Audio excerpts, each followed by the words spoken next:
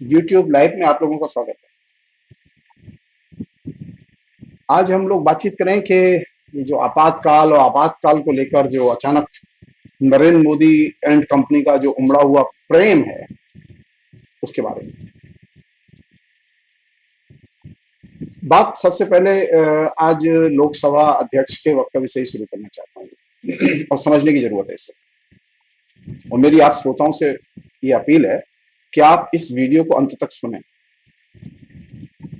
इससे आपको इस पूरे के पूरे प्रपंच में जो इनडायरेक्टली राजनीति चल रही है उसे समझने का मौका मिलेगा। पहली चीज जो बुनियादी तौर पर समझने की है वो ये कि वो है नरेंद्र मोदी और उनकी नीति। नरेंद्र मोदी की 2014 से नीति क्या है, 2014 से लेके और अब तक उनकी नीति यह है कि वे नीति और झूठ इन दो के सामंजस्य से चीजें खड़ी करते हैं। उनकी हर नीति में हर वक्तव्य में झूठ होता है और झूठ छिपा होता है और नीति सतह पर होती है। वे जो बात कहते हैं वो सतह पर होती है लेकिन उसमें झूठ छिपा होता है और झूठ के जरिए ही वो असल में अपनी बहुत सारी चीजें करते हैं और छिपाते हैं।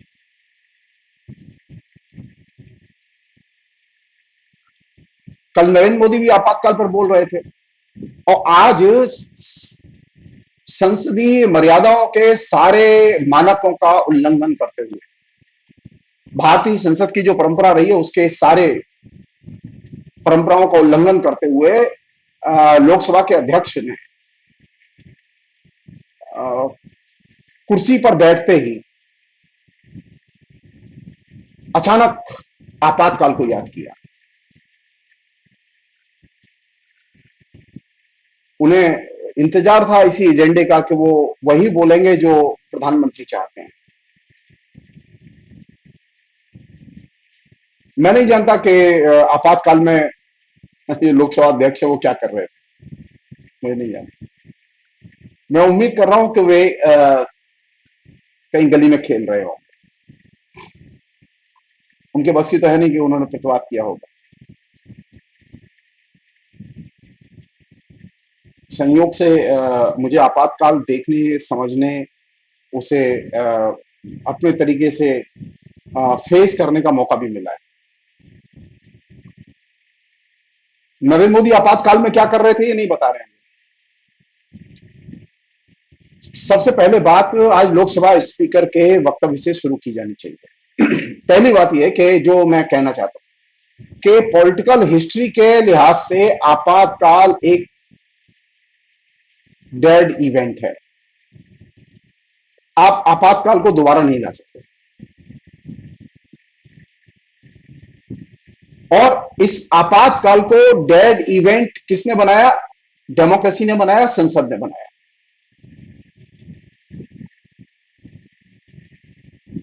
आरएसएस ने नहीं बनाया। आरएसएस तो आपातकाल के समर्थन में था, इसके बावजूद समर्थन में था कि उसके हजारों लोग जेल में बंद कर दिए गए थे, फिर भी वो समर्थन में था।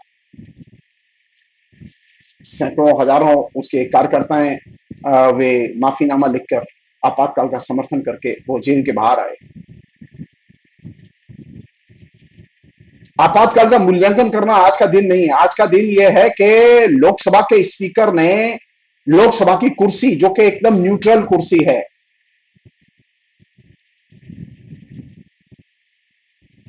उन्होंने आपातकाल के प्रश्न को जगा के आपातकाल के बारे में अपनी राय देके उन्होंने अपने पूर्ववर्ती अध्यक्षों का, उनके वक्तव्य का उल्लंघन किया है। आपातकाल में क्या हुआ, आपातकाल कैसे आया, वो संसदीय कार्रवाई में दर्ज है। संसद और संसद के बाहर सभी दल इस पर एक मत थे आपातकाल के बाद कि अब आपातकाल की पुनरावृत्ति नहीं होनी चाहिए।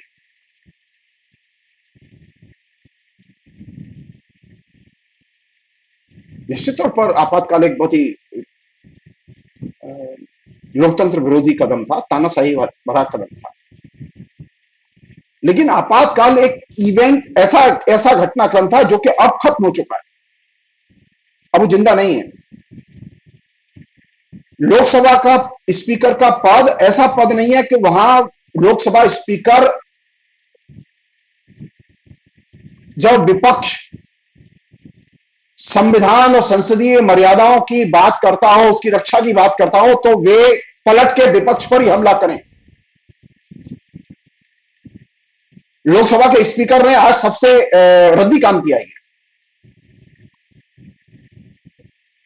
कि उन्होंने विपक्ष पर ही हमला किया और आपातकाल को बहाना लेके हमला किया।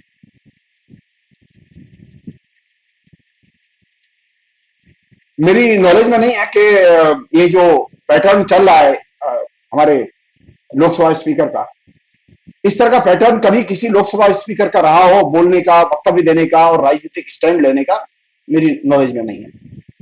खासकर वो वह मसला जिस पर के राष्ट्रीय राय बन चुकी है, आपातकाल के खिलाफ में राष्ट्रीय राय बन चुकी है, इसमें कांग्रेस भी शामिल है, बीजेपी भी शामिल है। तो जो चीज हमने राष्ट्रीय राय से हल कर ली, उसे दोबारा पुनरुज्जीवित करने का, और वो भी संसदीय मंच पर, लोकसभा की पहली बैठक में ही, जो नई लोकसभा बनी है उसकी पहली बैठक में ही इस मसले को जीवित करने का मसला क्या है, मतलब क्या है?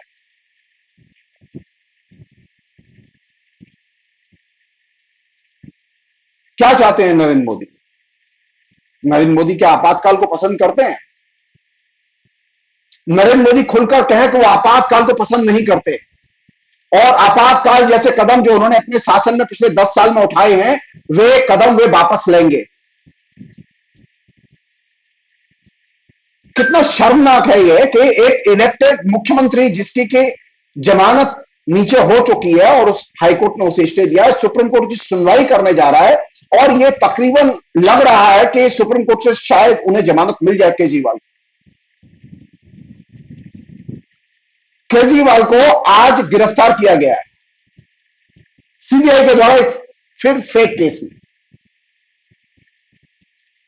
सो आपातकाल का जो मॉडल था, फेक केस बनाओ और गिरफ्तारियां करो, राजनीतिक गिरफ्तारियां करो, इस मॉडल को तो कांग्रेस फॉलो नहीं कर रही। इस मॉडल को तो फॉलो कर रहे हैं नरेंद्र मोदी और उनकी सरकार।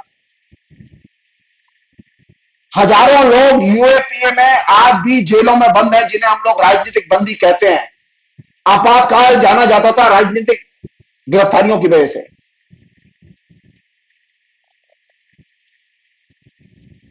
आपातकाल जाना जाता था तुर्कमेन गेट की घटनाओं की वजह से, जिसमें कि बुलडोजर चलाए गए थे, और योगी और मोदी की सरकार ने तो लगातार बुलडोजरों का इस्तेमाल किया है। और किसके खिलाफ इस्तेमाल किया है? अधिकतर मामलों में उसने मुसलमानों के खिलाफ इस्तेमाल किया है। ज्यादा नहीं, अभी हाल की घटना है, लोकसभा के चुनाव के जस्ट बाद मुसलमानों के त्योहार के अवसर पर अभी कुछ दिन पहले मध्य प्रदेश में मुसलमानों के घर बुलडोजर से गिराए गए। इस अनुमान के आधार पर उनके घर में गाय का मांस है।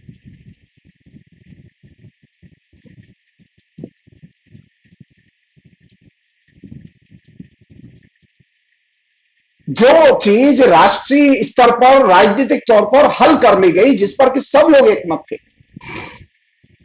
कि अब आपातकाल लागू नहीं किया जाएगा, आपातकाल के जो काले कानून है उनका इस्तेमाल नहीं किया जाएगा, नरेंद्र मोदी ने अपने आचरण से उन तमाम कानूनों का इस्तेमाल किया जो आपातकाल में लागू किए गए। जैसा मैंने आपसे शुरू में कहा, नरेंद्र मोदी की खूबी है कि वे बोलते जो है, जो वो नीतिगत स्टैंड लेते हैं या नीतियों को लागू करते हैं, वे जो विज्ञापन देते हैं, उसमें एक तो है ऊपर बोला हुआ सच और एक है उसके नीचे झूठा छिपा हुआ झूठ।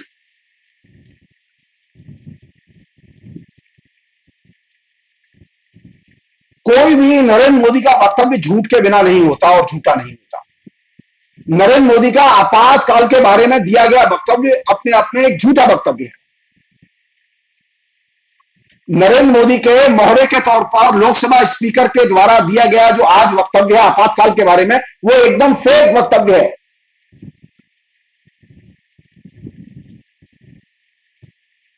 राजनीति में सामयिक प्रासंगिकता बहुत महत्वपूर्ण पहलू है।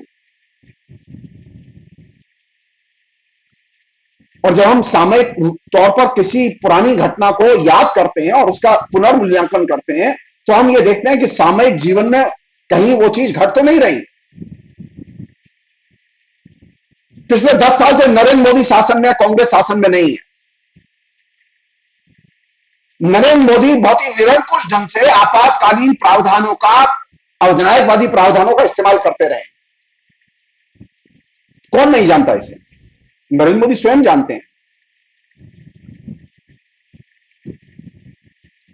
नरेंद्र मोदी ने अपनी इस संसद की पहली बैठक में ही,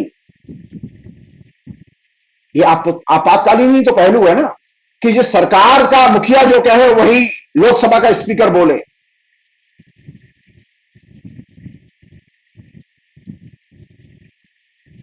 बड़ी जिसे कहें कि रद्दी नकल। कांग्रेस ने आपातकाल को छोड़ दिया।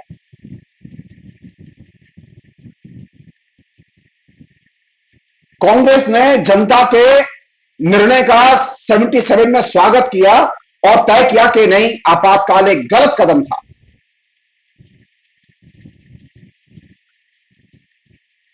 नरेंद्र मोदी कह सकते हैं किसी भी नीति के बारे में जो कि आरएसएस ने बनाई है। नरेंद्र मोदी अपनी किसी भी राजनीतिक कदम के बारे में, अपने किसी भी शासन के दौर के बारे में कह सकते हैं कि वहां एक गलत कदम हुआ। मसलन मैं ये पूछना चाहता हूं कि नरेंद्र मोदी क्या कह सकते हैं कि उन्होंने यूएपीए में जो 13,000 से अधिक लोग जो जेलों में बंद किए हुए, वो एक गलत कदम है जिसके बारे में सुप्रीम कोर्ट ऑर्डर दे चुका है? क्या नरेंद्र मोदी ये बात कह सकते हैं कि 2002 में जो गुजरात में दंगे हुए थे वो लोकतंत्र के मुंह पर कालिक थी और उसकी नैतिक जिम्मेदारी नरेंद्र मोदी की है, और इसके लिए नरेंद्र मोदी क्या माफी मांग सकते हैं? कांग्रेस ने आपातकाल के लिए माफी मांगी, अपनी गलती मानी, लेकिन नरेंद्र मोदी में यह साहस नहीं है। नरेंद्र मोदी में यह साहस नहीं है कि वे इलेक्ट्रल बॉन्ड के जरिए जो उन्होंने बड़े पैमाने पर घूस ली, जो कि असंवैधानिक था। आपातकाल क्या क्या था? संवैधानिक अधिकारों पर हमला, और इलेक्ट्रल बॉन्ड असंवैधानिक कदम।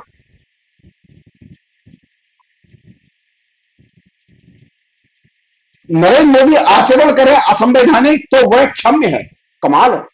और कांग्रेस ने अगर किया हो 50 साल पहले, 60 साल पहले, तो उसको बार बार याद करेंगे कांग्रेस ने किया था। तो अगर ये बार बार आप बता रहे हैं तो क्यों बता रहे हैं कि कांग्रेस ने किया था तो हमें भी करने दो? नहीं, डेमोक्रेसी में अपराधों की पुनरावृत्ति की अनुमति नहीं है। कांग्रेस ने इससे सबक लिया और कांग्रेस ने इसकी पुनरावृत्ति नहीं की,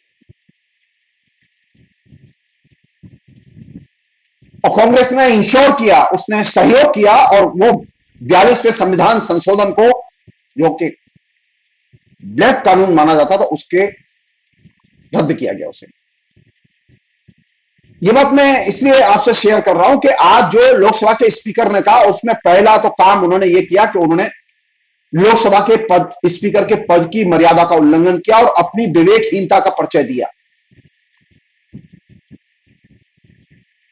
मान लो अगर उनकी यही इच्छा है कि आपातकाल और उसकी प्रासंगिकता पर बहस कराई जाए, तो संसद में कराई जानी चाहिए, क्या दिक्कत है?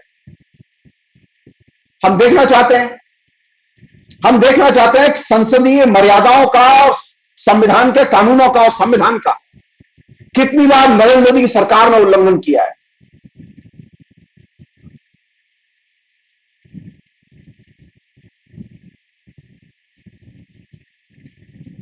आपातकाल का पहला, आपातकाल के को तो सुप्रीम कोर्ट ने इंडोर्स किया था।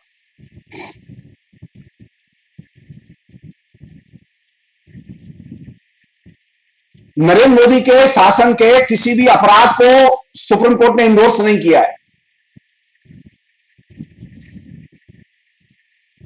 नरेंद्र मोदी कहते हैं ना कि 370 हटाई और देखिए सुप्रीम कोर्ट ने मोहर लगाई। तो ये भी तो कह सकते हैं ना कांग्रेस के लोग के आपातकाल पर सुप्रीम कोर्ट ने मोहर लगाई। क्या नरेंद्र मोदी मानेंगे इसे? नहीं। क्या हिंदुस्तान की जनता मानेगी कि नरेंद्र मोदी ने 370 जो हटाई वो सही थी सुप्रीम कोर्ट की मोहर के बावजूद? नहीं। नरेंद्र मोदी को एन मास रिजेक्ट किया गया है 370 के पहलू पर। नरेंद्र मोदी के पास में एक कैंडिडेट नहीं था कश्मीर में खड़ा करने के लिए। नरेंद्र मोदी की पार्टी जिन छुट भैया कैंडिडेट्स का समर्थन कर रही थी वे बुरी तरह से हारे हैं कश्मीर में। और सुप्रीम कोर्ट ने जो सीधे आदेश दिया वो ये कि आप जम्मू कश्मीर को राज्य का दर्जा बहाल कीजिए और जल्दी से जल्दी चुनाव कराइए। इसे कहते हैं नरेंद्र मोदी की डिफीट।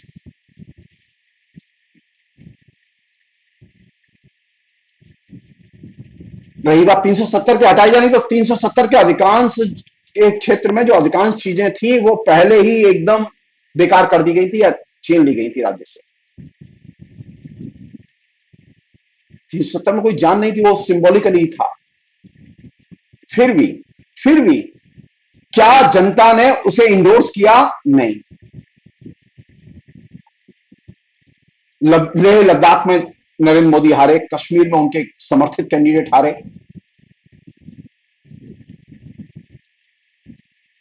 जनता की ओपिनियन महत्वपूर्ण है ना, या सुप्रीम कोर्ट की ओपिनियन महत्वपूर्ण है? अगर सुप्रीम कोर्ट की ओपिनियन महत्वपूर्ण है तो सुप्रीम कोर्ट ने आपातकाल को इंडोर्स किया था। आज जब लोकसभा स्पीकर या कल नरेंद्र मोदी जब बोल रहे थे तो वो एक तरह से सुप्रीम कोर्ट की राय का उल्लंघन कर रहे थे। राजनीति में ये होता है,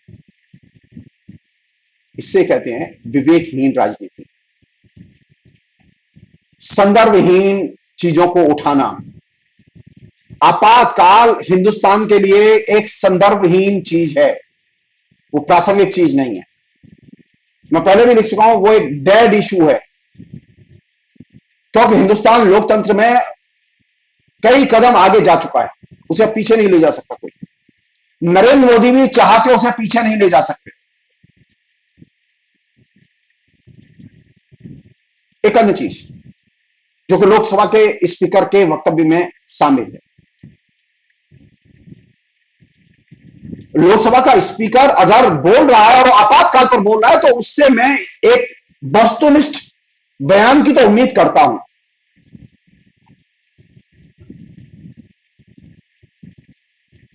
लोकसभा के स्पीकर को तो यह बताना चाहिए था कि आपातकाल का किन किन लोगों ने समर्थन किया।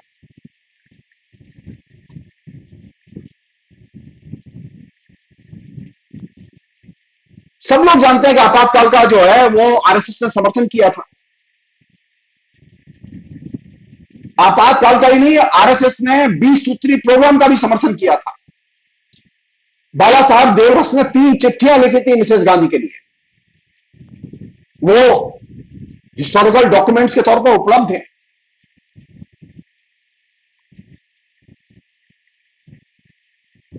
क्या दिक्कत है? बोलते मतलब अगर लोकसभा के स्पीकर में गट्स है, शक्ति है, तो बोलते कि उस समय इन इन लोगों ने समर्थन किया था, ये लोग विरोध में थे, बोलते। और यह भी बताना चाहिए था कि नरेंद्र मोदी इमरजेंसी के लगाए जाने के समय कहां थे और स्वयं लोकसभा के स्पीकर कहां थे। थोड़ा सा तो आत्म अवलोकन करना चाहिए ना। आप एकदम आप अवलोकन नहीं करेंगे।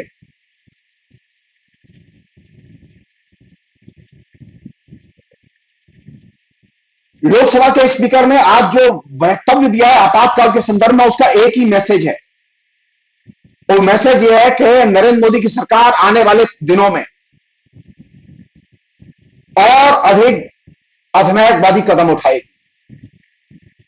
ये जो आपातकाल के विरोध के का जो ढोंग कर रहे हैं वो असल में विरोध नहीं करना चाहते, बल्कि वो कहते हैं कि आपातकाल हमारी चीज है, हमें आपातकाल चाहिए, हमें अधिनायकवादी कानून चाहिए। नरेंद्र मोदी को और कोई चीज याद नहीं आ रही है आपातकाल के दौरान की, आपातकाल के बाद की कोई चीज याद नहीं आती उनको।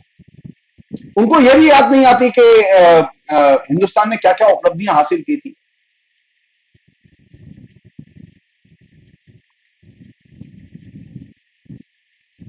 आपातकाल के परिणाम क्या थे? हिंदुस्तान की जनता पर क्या परिणाम निकला उसका? हिंदुस्तान की जनता लोकतंत्र की तरफ गई या लोकतंत्र विरोधी बनी? नरेंद्र मोदी अपनी गतिविधियों से हिंदुस्तान की जनता को लोकतंत्र विरोधी बनाना चाहते हैं। इंदिरा गांधी ने आपातकाल से सबक लेकर जनता के आंदोलनों से जोड़ने का निर्णय लिया और विभिन्न आंदोलनों में शामिल हुई जब वो सड़क पर थी। नरेंद्र मोदी अपनी हिस्ट्री में बताएं, वो जब पद पर नहीं होते तो किस आंदोलन में शामिल हुए? वो कभी किसी आंदोलन का हिस्सा नहीं रहे।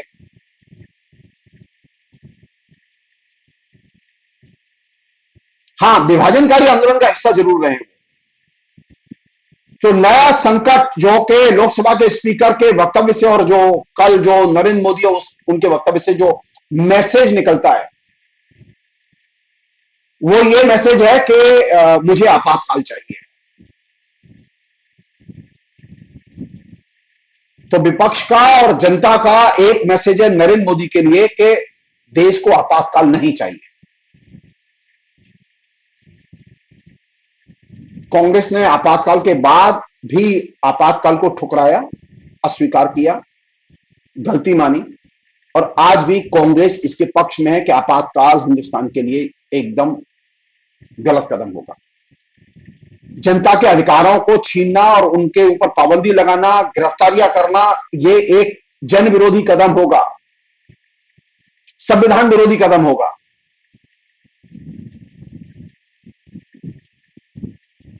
जरूरत किस बात की है? नरेंद्र मोदी अगर आपातकाल से लड़ना चाहते हैं और लोकसभा के स्पीकर आपातकाल से लड़ना चाहते हैं और आपातकाल से सबक लेना चाहते हैं, तो जरूरत इस बात की है कि लोकसभा स्पीकर संवैधानिक जो कन्वेंशन है, संवैधानिक जो मर्यादाएं हैं और अब तक के जो रिकॉर्ड रहे हैं पिछले 10 साल को छोड़ के, पिछला 10 साल का इतिहास संसदीय राजनीति का और संसद की कार्रवाई का एकदम कलंकमय अध्याय रहा है। बार बार हर सेशन में संवैधानिक प्रोटोकॉल, नियम, कायदे, कानून तोड़े गए।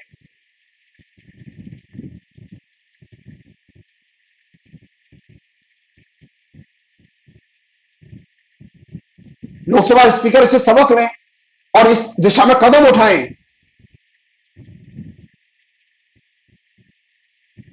कि लोकसभा में विपक्ष की बात, सत्ता की बात समान रूप से सुनी जाएगी। लोकसभा किसी एक दल की गिरफ्त में नहीं होगी। लोकसभा का एक भी सदस्य अगर कोई सवाल उठाता है तो उसे उठाने की अनुमति दी जाएगी।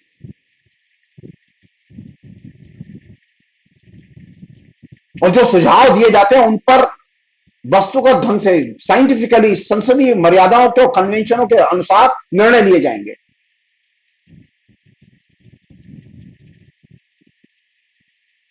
पिछले 10 साल के अनुभव से वर्तमान जो लोकसभा स्पीकर हैं, जो पहले भी एक बार लोकसभा स्पीकर रह चुके हैं, वो कम से कम इससे सबक लें और इस दिशा में सोचें कि अगर हमें डेमोक्रेसी को समृद्ध करना है तो लोकसभा को हमें जीवंत बनाना होगा। लोकसभा एक दल की बपौती नहीं होगी और एक दल के इशारे पर काम नहीं करेगी।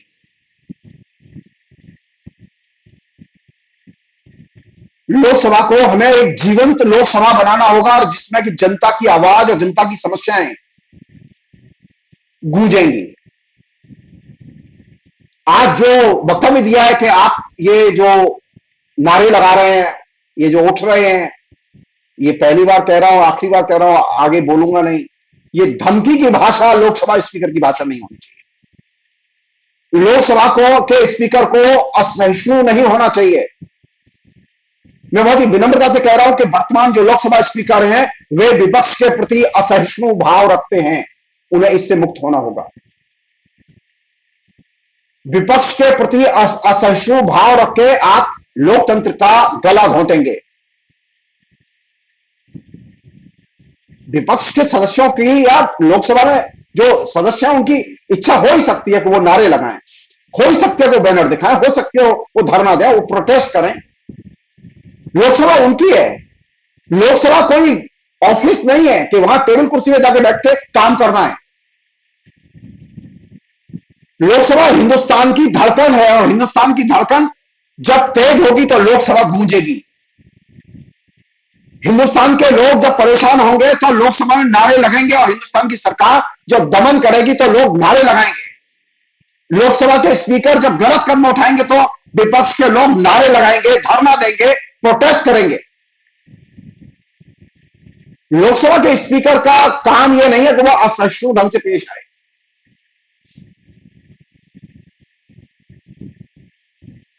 लोकसभा को एक ऐसे स्पीकर की जरूरत है। मैं वर्तमान स्पीकर को ध्यान में रख के ये बात कह रहा हूं कि वर्तमान स्पीकर अपना नजरिया बदले लोकसभा के स्पीकर के पद के नाते। लोकसभा का स्पीकर एक लोकतांत्रिक सहिष्णु स्पीकर की डिमांड करता है, एक ऐसे स्पीकर की डिमांड करता है जो कि संवैधानिक नियमों और कन्वेंशनों का पालन करें, संसदीय कन्वेंशनों का पालन करें, नरेंद्र मोदी के आदेश पर न चलें। नरेंद्र मोदी को संसदीय कन्वेंशन पसंद नहीं है, संसदीय मान मर्यादाएं पसंद नहीं है। लोकसभा का स्पीकर का पद प्रधानमंत्री का पॉपेट पद नहीं है। लोकसभा का स्पीकर प्रधानमंत्री का माताहत या अनुचर नहीं है। वो एक स्वायत्त संवैधानिक पद है, उसकी गरिमा को बचाए रखा जाना चाहिए। उसके अपने कुछ तरीके हैं काम करने के, वस्तुगत तरीके हैं काम करने के, उनका कड़ाई से पालन किया जाना चाहिए। पिछले 10 साल से लोकसभा के स्पीकर ने पार्टीजान तरीके से काम किया, इससे लोकसभा की और लोकतंत्र की मर्यादा और संविधान की मर्यादा नष्ट हुई है और इससे बचा जाना चाहिए। अन्यथा तय है आंदोलन होंगे, संसद गूंजेगी, संसद में धरने होंगे, आंदोलन होंगे, प्रोटेस्ट होंगे, तरह तरह से प्रोटेस्ट होंगे। लोकसभा कोई बंदी घर नहीं है, लोकसभा कोई यातना शिविर नहीं है कि वहां लोग जाएंगे और बंद कर दिए जाएंगे और वो चुप रहेंगे।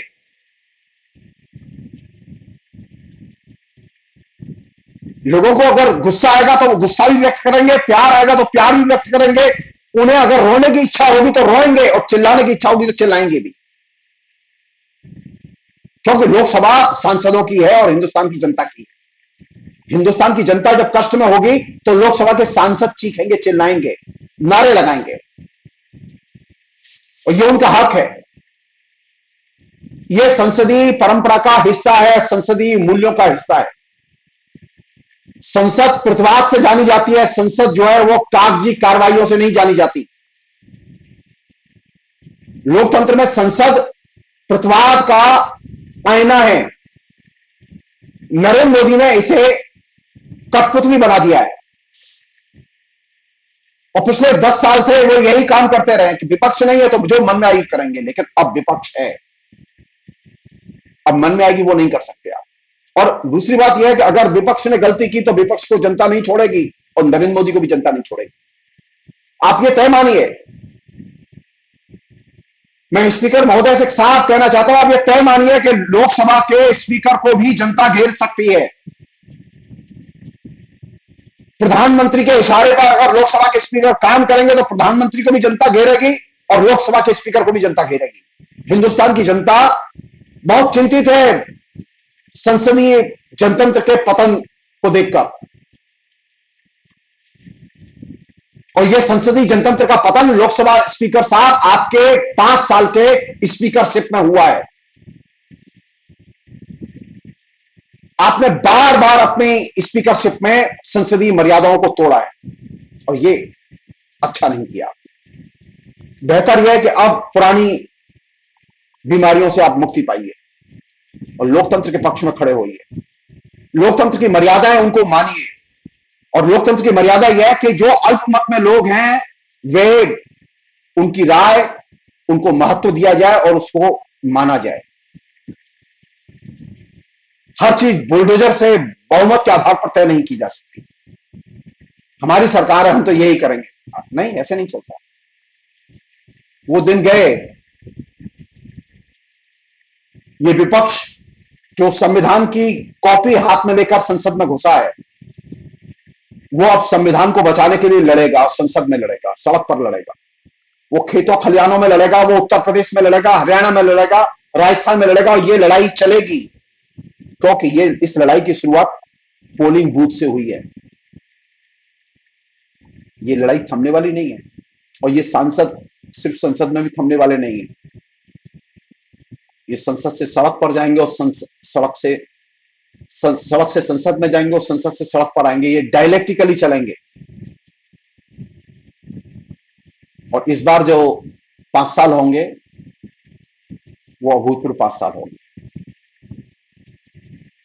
अभी तो जो रिजल्ट आया ना, ये सिर्फ झांकी है, पूरी फिल्म आनी बाकी है। फिलहाल इतना ही। बहुत बहुत शुक्रिया। Thank you.